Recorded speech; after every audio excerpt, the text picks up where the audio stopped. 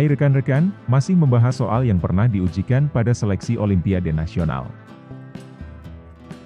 Kali ini, soal OSK tahun 2015 nomor 4.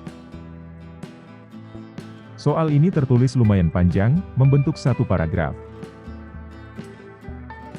Sepertinya, semua kalimatnya merupakan kalimat penting. Kamu dapat meresapi kalimat-kalimat itu dalam 10 detik ke depan.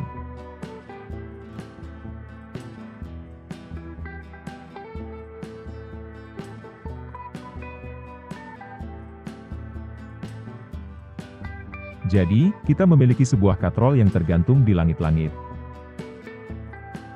Katrol itu memuat sejumlah gulungan tali. Ketika tali itu ditarik, katrol akan berputar, tali itu akan semakin panjang.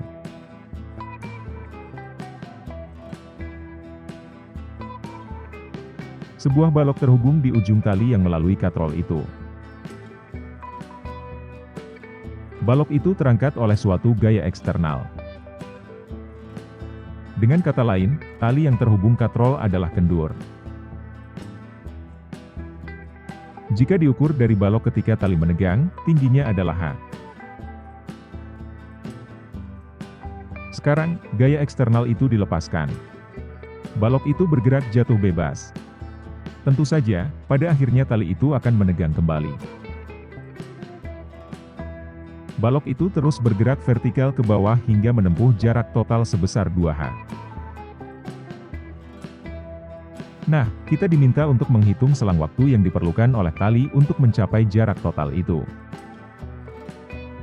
Sudah mengertikah maksud dari soal ini?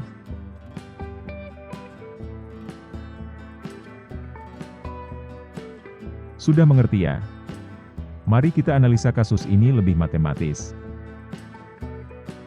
Ini merupakan kondisi awal. Jadi pada awalnya, pada tali terdapat tegangan tali.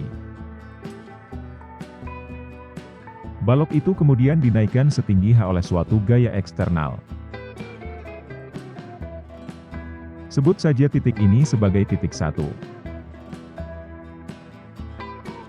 Di titik ini, tali itu tidak tegang. Tegangan tali itu adalah 0 Newton. Balok tidak bergerak.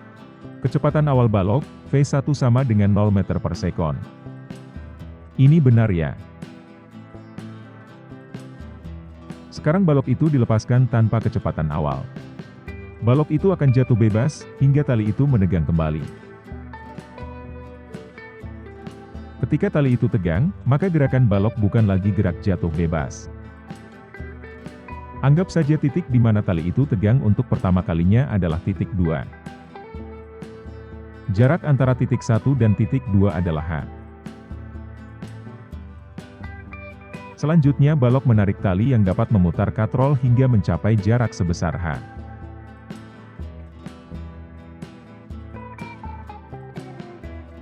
Kita sebut saja titik ini sebagai titik 3. Sehingga jarak totalnya adalah 2H. Nah, kita diminta untuk menghitung waktu yang dibutuhkan oleh balok untuk mencapai titik 3 dari titik 1. Untuk menempuh lintasan itu, balok melalui 2 proses. Proses pertama adalah gerak jatuh bebas. Proses kedua adalah gerak lurus vertikal. Kita mulai dari proses pertama. Kita tahu bahwa energi mekanik itu adalah kekal. Namun sebelum itu, kita akan menempatkan sistem ke dalam sistem koordinat kartesius. Kita tetapkan saja titik 3 sebagai titik referensi. Titik ini akan memiliki ketinggian sebesar 0 meter. Nah, sekarang kita akan menulis energi mekanik di titik 1. EM1 sama dengan energi potensial gravitasi plus energi kinetik. Besar energi potensial gravitasi adalah 2 MgH. Karena tinggi titik 1 adalah 2H. M di sini adalah massa balok ya. Energi kinetik balok adalah 0. Karena kecepatan balok adalah 0. EM1 sama dengan 2 MgH. Sekarang, kita akan menghitung energi mekanik di titik 2. Energi potensial balok adalah mgh. Energi kinetik balok adalah setengah mv2 kuadrat. Karena kecepatan balok adalah v2. Em2 sama dengan mgh plus setengah mv2 kuadrat. Kita tahu bahwa energi kinetik itu dalam tanda kutip adalah kekal. Kita dapat menyandingkan kedua nilai energi mekanik itu. Dari sini kita mendapatkan nilai V2. V2 sama dengan akar 2GH. Dari titik 1 menuju titik 2, balok itu membutuhkan waktu bukan? Berapa waktunya? Kita dapat menggunakan persamaan, V sama dengan V0 plus AT. V ini merupakan kecepatan akhir, nilainya adalah minus V2. Tanda minus karena arahnya menuju ke bawah. V0 ini merupakan kecepatan awal, nilainya adalah 0. A ini merupakan percepatan gravitasi. Benda yang jatuh bebas itu bergerak dengan percepatan gravitasi. Tanda minus karena arahnya menuju ke bawah. T ini merupakan selang waktu dari titik 1 menuju titik 2. Kita sebut saja sebagai T1. Kita dapat memasukkan nilai V2. T1 sama dengan akar dari 2H per G. Inilah waktu yang dibutuhkan oleh balok dari titik 1 menuju titik 2. Selanjutnya apa yang akan kita lakukan? Sesaat sebelum tali tegang, kecepatan balok adalah V2. Sesaat setelah tali tegang kecepatan balok adalah V2 prime. Kamu bisa menyebut V2 aksen. Kita lebih suka menyebut itu sebagai V2 prime. Kita belum tahu nilai V2 prime ini. Kamu bisa menganalogikan sistem ini sebagai berikut. Di sana terdapat dua balok. Balok 1 dan balok 2. Balok 1 bergerak lurus dengan kecepatan V1. Balok 2 diam. Balok 1 menumbuk balok 2. Selanjutnya kedua balok itu bergerak bersama-sama dengan kecepatan yang sama.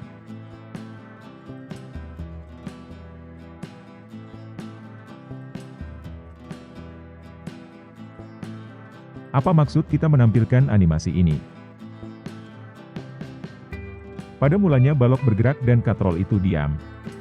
Selanjutnya, balok itu menarik tali pada katrol yang pada akhirnya tali itu memutar katrol. Balok dan katrol kemudian bergerak bersama-sama dengan kecepatan yang sama. Bukannya kedua sistem ini identik. Jika pada tumbukan antar balok berlaku hukum kekekalan momentum linear, maka pada balok menarik katrol berlaku hukum kekekalan momentum angular. Momentum angular sistem sebelum tumbukan sama dengan momentum angular sistem setelah tumbukan. Kita tulis saja, mv2r plus i omega 2, sama dengan mv2 prime r plus i omega 2 prime. Ini merupakan momentum sudut dari balok ya. Kenapa kok menggunakan R? Jika kamu pernah mengikuti kursus dinamika gerak, kita akan tahu bahwa tali itu merupakan objek yang dapat mentransmisikan gaya. Pada sistem balok katrol ini, tali akan mentransmisikan balok hingga mencapai ujung tali. Di titik itu radius rotasi balok adalah R, yang merupakan radius dari katrol. Hal ini bisa dimengerti ya. Terus omega 2 ini apa? Omega 2 merupakan kecepatan sudut dari katrol sebelum ditarik balok. Karena pada awalnya katrol itu tidak berputar, nilai ini adalah 0.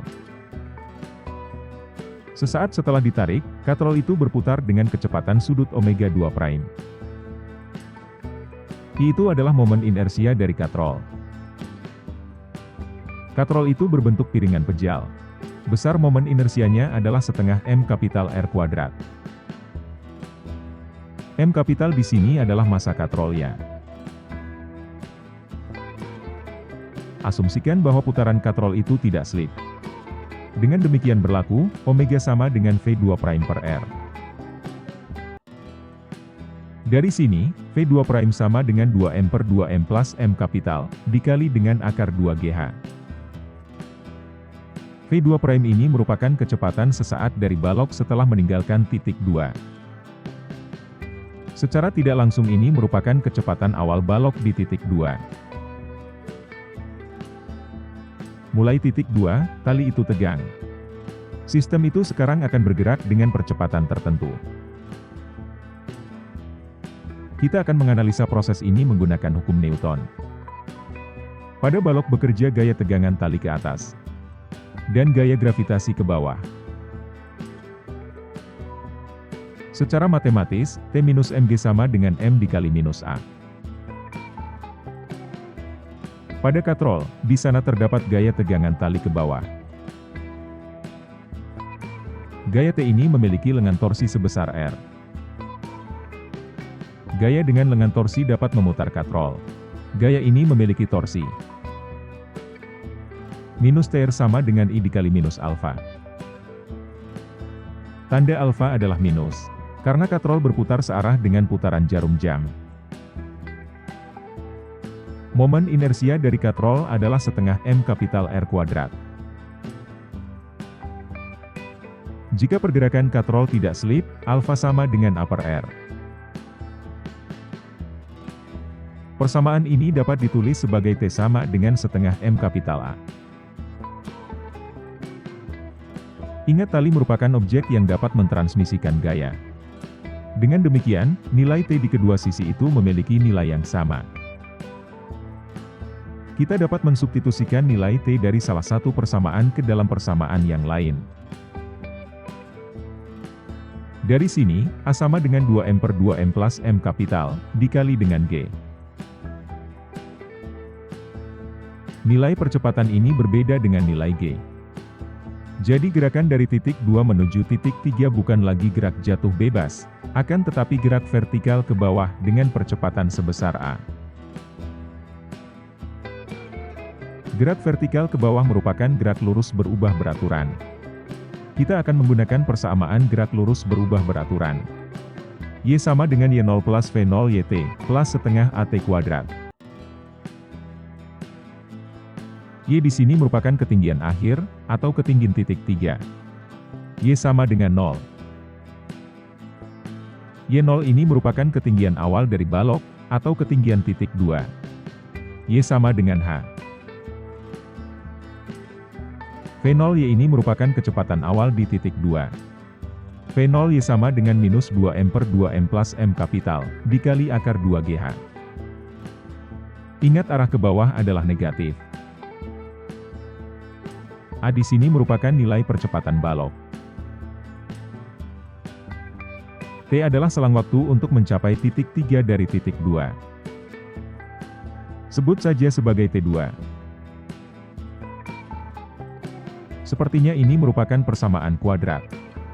Kita dapat menerapkan rumus ABC. T2 sama dengan minus B, plus minus akar dari B kuadrat minus 4AC, per 2A. Nilai A adalah A sama dengan minus setengah 2M per 2M plus M kapital, dikali dengan G. Nilai B adalah minus 2M per 2M plus M kapital, dikali akar 2GH.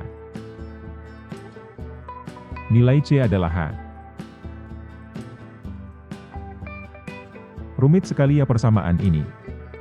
Kita exclude saja faktor akar H per G dari sana. Kita bisa menulis di dalam akar ini menjadi M kapital per M. Inilah nilai T2. Kita bersihkan layar ini biar terlihat lebih jelas. Waktu total yang dibutuhkan balok dari titik 1 menuju titik 3 adalah T1 plus T2. Kita dapat memasukkan nilai T1 dan T2. Keduanya memuat faktor akar H per G. Kita dapat mengeksklud nilai itu. T total sama dengan akar H per G, dikali dengan akar dari 14 M kapital per M. Akhirnya selesai juga pembahasan soal ini. Bagaimana, apakah soal ini cukup menarik? Kamu dapat sharing video ini ke teman-temanmu yang lain, agar mereka juga mendapatkan manfaat dari video ini. Semoga bermanfaat. Dan, jangan lupa menonton video selanjutnya.